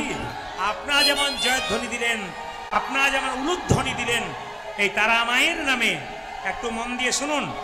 হ্যাঁ, ঠিক সেরকম সেই দিন তারাপীঠে সবাই জয়ধ্বনি দিয়েছিল। এই জন্য শোল মাছের প্রচলন আছে। শোল মাছ ওখানে খুব দামি হয়ে গেছে, কেন বলুন তো? মায়ের জন্যে। এই জন্য শোল মাছ প্রসাদ কিন্তু মাকে দিতে হয়। আপনারা যারা তারাপীঠে কৌশিকী অমাবস্যার দিনে যাবেন, ওখানে তন্ত্র সাধকরা তন্ত্র সাধনা করে। তবে আপনাদের কয়েকটা টিপস আমি দিয়ে যাব। আজকে যারা কীর্তন শুনতে এসছেন, খুব মন দিয়ে শুনুন। আগামী 16ই ভাদ্র অমাবস্যার দিনে আপনারা গুটি কয়েক কাজ করবেন, জ্যোতিষশাস্ত্র বলছে আপনাদের লাভ হবে। কি লাভ? শুনে রাখুন। আগামী কৌশিকী অমাবস্যা 16ই ভাদ্র, মায়েদেরকে বাবাদেরকে বলি, এই কটা কাজ করলে আপনাদের লাভ আছে। কি লাভ? আপনারা তারা মায়ের মন্দির যদি পাশাপাশি কোথাও থাকে, যদি না থাকে তবে বাড়িতে একটা চেয়ারে কিংবা কোনো একটা কাঠের পিঠের ওপরে মা কালীর চিত্রপট রেখে লাল জবা লাল সিঁদুর মাকে দেবেন, আপনার বিরাট মঙ্গল হবে। যদি সেই দিন আপনি কৌশিক অমাবস্যার দিনে মাকে দিতে পারেন লাল জবা আর লাল সিঁদুর। 2, আপনার বাড়ির সদর দরজাতে দুটো তিল তেলের প্রদীপ দেবেন। কি বললাম? আপনার যে বাড়ি আছে তার বাড়ির যে সদর দরজা, তার দুপাশে দুটো তিলের তেলের প্রদীপ দেবেন। ওই প্রদীপটা দিলে কি হবে মা? না, আপনার শরীরে আপনার বাড়ির অশুভ শক্তি দূর হবে, শুভ শক্তির আগমন হবে, নেগেটিভ এনার্জি সব দূর হবে। আর একটা ভালো কাজ বলে রাখি, ওই দিনের জন্য একটা বিখ্যাত কাজ আছে। কি কাজ বলুন তো? সবাই মন দিয়ে শুনে রাখুন। ওই দিন যদি আপনার পাশাপাশি কোনো কুয়ো বা ইঁদারা থাকে, সেইখানে অথবা সেইখানে যে একটু কাঁচা দুধ দিয়ে দিতে পারেন, গরুর কাঁচা দুধ যদি আপনি দিতে পারেন, আপনার বিরাট মঙ্গল। সংসারে অনেক বাধা বিপত্তি থেকে আপনি রক্ষা পাবেন। কে বলছে? জ্যোতিষশাস্ত্র বলছে। যদি আপনারা কাঁচা দুধ দিতে পারেন, খুব লাভ। যদি মনে করেন কুয়া নেই, তাহলে কি করব? বাড়ির উঠোনে যে মাটি আছে, সেই মাটিটা একটু খুঁড়ে আপনি 1 চামচ মতো কাঁচা দুধ ঢেলে দেবেন, দেখবেন ওই একই ফল আপনারা লাভ করবেন। কৌশিকী অমাবস্যার দিনে আপনারা যখনই কোনো কিছু খাবার খাবেন, সেদিন কিন্তু আপনারা কি করবেন মায়েরা? সঙ্গে সঙ্গে বাসনটা ধুয়ে দেবেন। সেদিন এঁটো বাসন রাখতে নেই, মায়ের আগমন হয়। বাড়িটাকে যত পরিষ্কার পরিচ্ছন্ন রাখবেন তত ভালো। কৌশিকী অমাবস্যায় যদি আপনারা অমাবস্যা পালন করেন, খুব ভালো হয়। অমাবস্যা যারা পালন করবেন নির্জলা করবেন তাদের খুব ভালো। যদি নির্জলা না করতে পারেন তাহলে ফলমূল খাবেন। যদি ফলমূল যদি না খেতে পারেন রুটি খাবেন, একটু সবজি খাবেন, কিন্তু নিরামিষ খাবেন। আর যদি কেউ অসুস্থ হয়, সমর্থবান না হয়, অসুস্থ হয়, তাদের জন্য বলা কি, তারা সেদিন নিরামিষ খাবার খাবেন। মাথায় কাপড় আপনারা নেন, অন্য জায়গায় নেন। আপনি বললেন, আপনি বললেন বলেই নিল, নইলে দেখতেন নয়। এই মাথার কাপড়টার নাম কি মা? লজ্জা।